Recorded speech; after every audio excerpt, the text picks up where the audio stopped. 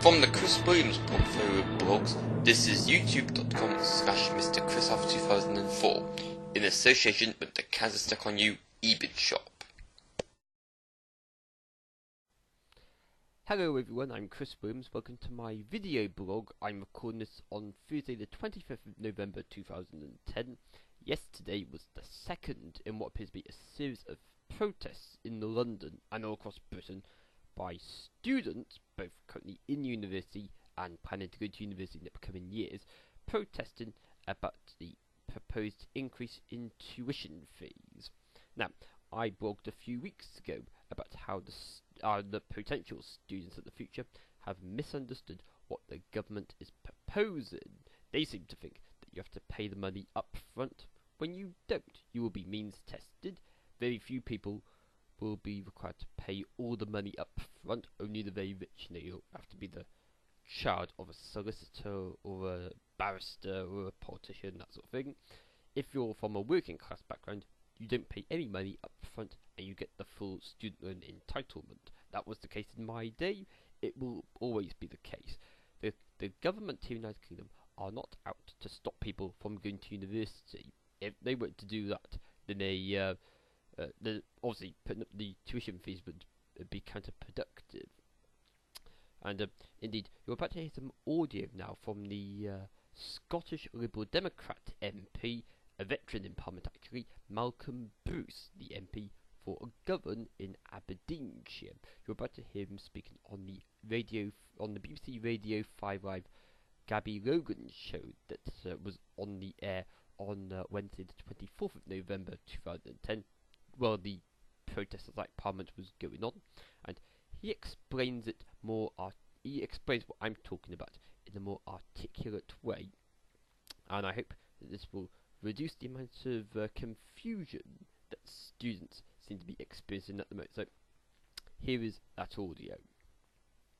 Repudiate that, and what I would say is the Labour Party would have more credibility in this issue if, first of all, they hadn't invented the concept of tuition fees, and secondly, they had a policy. Was what they're going to do now. They have no policy. They're completely split on this issue, and I think they can't really engage in the debate if they haven't got an alternative.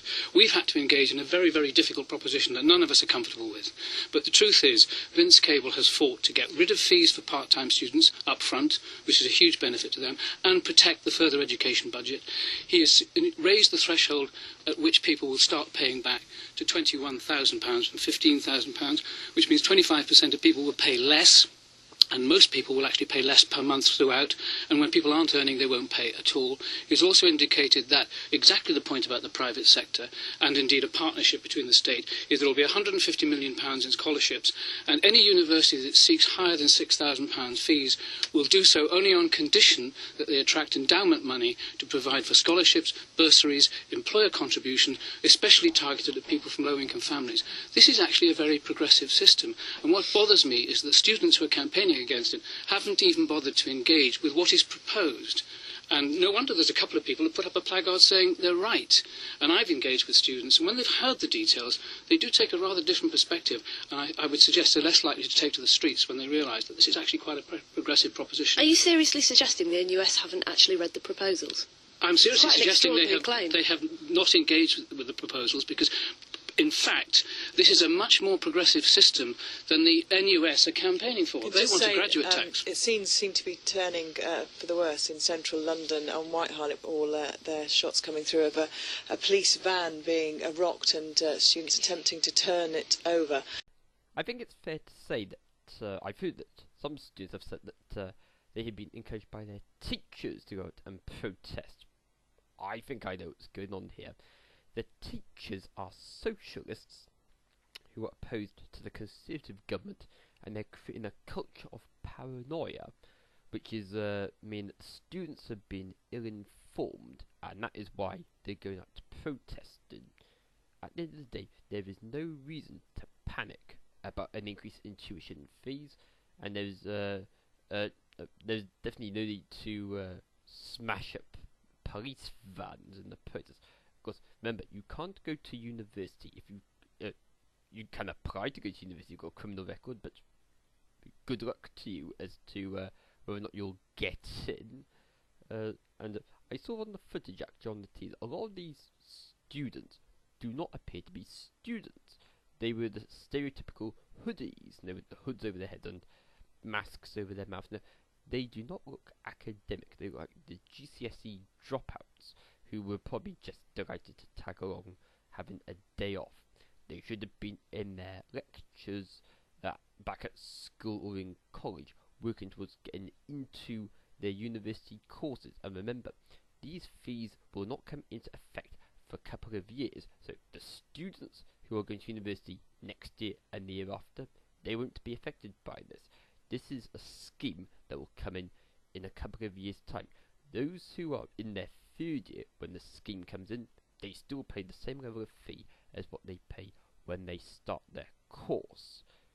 Now, it'll be a case of the newcomers to the system paying it, and those who were stalwarts who have been in a bit longer, they don't suddenly start from, they don't go from paying 3,000 to 9,000 just like that. It's a constant rate of payment all the way through. There is nothing to worry about, and indeed, as you heard in that audio, I believe the students, and in particular the National Union of Students, have misunderstood what the government is talking about. And it's my opinion that Aaron Porter, the president of the National Union of Students, is rubbish. I call for him to resign. I have been familiar with a lot of presidents of the student union over the last couple of years. I first entered university in 2002, and I'd say that Mr. Porter is the most inept that I've come across so far. And indeed, I think that his head will be on the block if any more protests get out of hand. He's clearly not in control of the student union.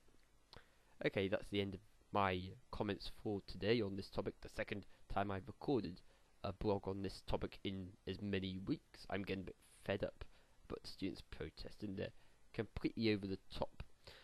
Although Cardiff University down the road from me, that was taken over by some students.